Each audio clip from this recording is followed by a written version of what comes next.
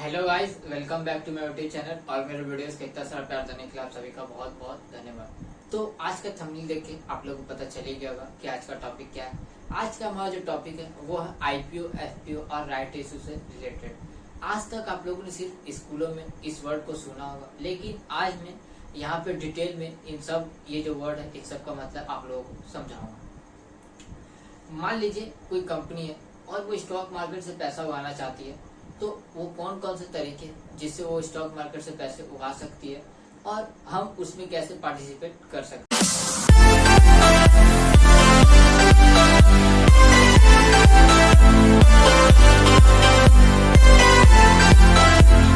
तो चलिए इसी के साथ शुरुआत करते हैं आज के अपने वीडियो की। तो आज का हमारा जो पहला टॉपिक है वो है आईपीओ, और आईपीओ का फुल फॉर्म होता है इनिशियल पब्लिक ऑफरिंग। मान लीजिए कोई कंपनी है, जब उसने शुरू किया होगा या तो उसने अपने पैसे से शुरुआत किया होगा उस कंपनी का, या फिर किसी इन्वेस्टर को अप्रोच किया होगा उस कंपनी में इन्वेस्ट करने के लिए, तब जाके उसने अपनी कंपनी का शुरू किया होगा, या फिर उसने किसी बैंक से लोन लिया होगा तब जाके कंपनी शुरू किया होगा।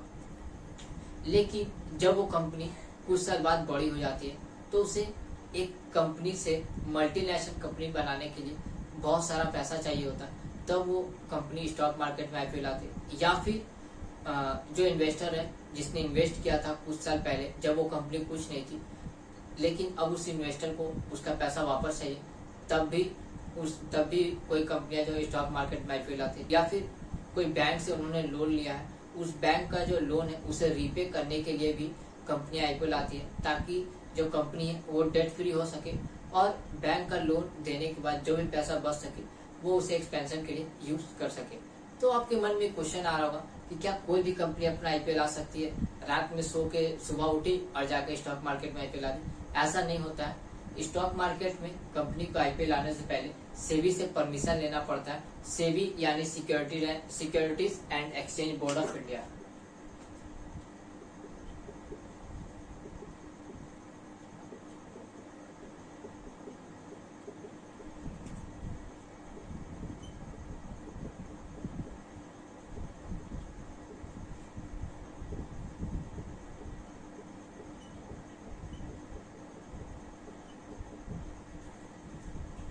सेबी जब से स्टॉक मार्केट में आई है तब से जो स्कैम है वो बहुत ही कम होने लगा, या फिर जो इरेगुलरिटीज है वो बहुत ही कम होने लगा। अगर सेबी के नज़र में कभी भी ऐसा कोई इरेगुलरिटीज आता है तो वो कंपनी के ऊपर पेनल्टी चार्ज कर देती है। तो स्टॉक मार्केट में आईपीओ लाने से पहले कंपनी को सेबी से परमिशन लेना पड़ता है और बदले में कुछ डॉक्यूमेंट्स भी जमा देना पड़ता है।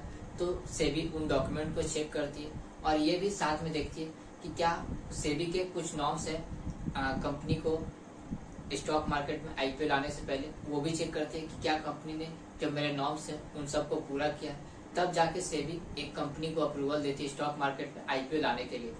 लेकिन सेबी का कोई रिकमेंडेशन नहीं होता है कि अगर मैंने इस कंपनी को स्टॉक मार्केट में आईपीओ लाने के लिए अप्रूवल दिया तो आप इस शेयर को बाई कीजिए। या फिर सेबी जो कंपनी का आईपीओ का प्राइस है वो भी फिक्स नहीं करती है कि आपका शेयर का प्राइस 200 होना चाहिए, 300 होना चाहिए या 500 होना चाहिए। आईपीओ का जो प्राइस है वो या तो कंपनी का ओनर फिक्स करता है या फिर मर्चेंट बैंकर फिक्स करता है।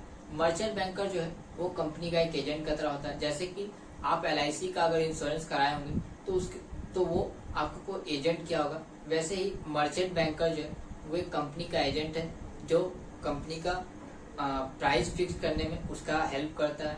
और आईपीओ का ओपनिंग से लेके क्लोजिंग तक जो भी होता है वो सब मर्चेंट बैंकर देखता है। अभी तक तो हम लोगों ने बात किया आईपीओ की, अब हम बात कर लेते हैं स्टॉक मार्केट में जो दूसरे तरीके हैं पैसे उगाने के, उसके बारे में। तो हम लोग बात करने वाले एफपीओ की।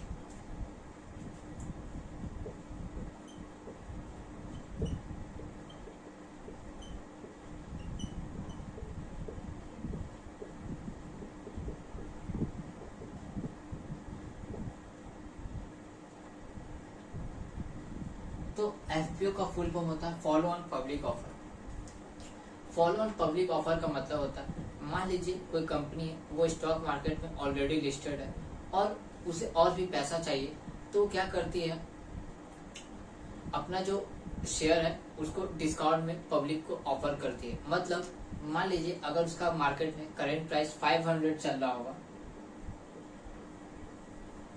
तो वो क्या करेगी, बोलेगी देखिए अगर आपको मेरा कंपनी का शेयर बाय करना है तो आप करेंट मार्केट में खरीदने के बजाय आप एफपीओ से बाय कर लीजिए, ये आप यहाँ पे वो आपको 5 से 10% का डिस्काउंट दे देगी। मान लेते हैं उसने आपको एफपीओ में जो अपना शेयर का प्राइस है वो 450 रखा, तो आप मार्केट में खरीदने के बजाय आप एफपीओ से भी उस कंपनी के शेयर बाय कर सकते हैं। इससे आपको फायदा होगा। एफपीओ का जो मतलब है वो ये है कि कंपनी अपना जो शेयर है वो पब्लिक को ऑफर करती है डिस्काउंट में। तो अभी तक हम लोगों ने बात किया आईपीओ और एफपीओ की। अब हम लोग बात कर लेते हैं राइट इशू की।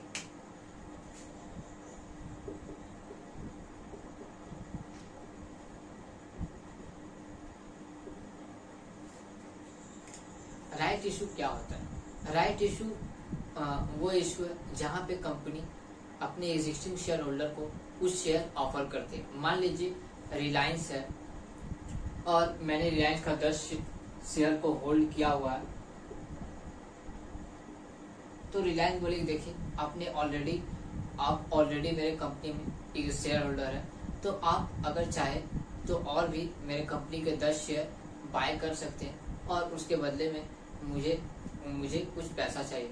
मान लीजिए अगर कंपनी का जो करेंट मार्केट प्राइस है वो 500 चल रहा है, तो बोले देखिए 500 मेरा करेंट मार्केट प्राइस है, आप क्या कर सकते हैं, आप राइट इशू के तहत इसे 450 में बाय कर सकते हैं। क्योंकि कंपनी को कोई नए शेयर होल्डर नहीं चाहिए होते, इसलिए क्या करते हैं कंपनी राइट इशू करती है। तो अभी तक हमने जो भी सीखा अब मैं उसे समअप करता हूँ। आज हम लोगों ने सीखा कि आईपीओ क्या होती है, एफपीओ क्या होता है और राइट इशू क्या होता है। तो अगर आपको वीडियो अच्छा लगा हो लाइक कीजिएगा, कमेंट कीजिएगा, चैनल को सब्सक्राइब कीजिएगा, बेल आइकन को हिट करके नोटिफिकेशन बेल को ऑन कीजिएगा। इसे ज्यादा से ज्यादा लोगों के साथ शेयर कीजिएगा ताकि जिसे इस वीडियो की जरूरत है उसके पास पहुंच सके। Till the time keep learning keep going. जय हिंद।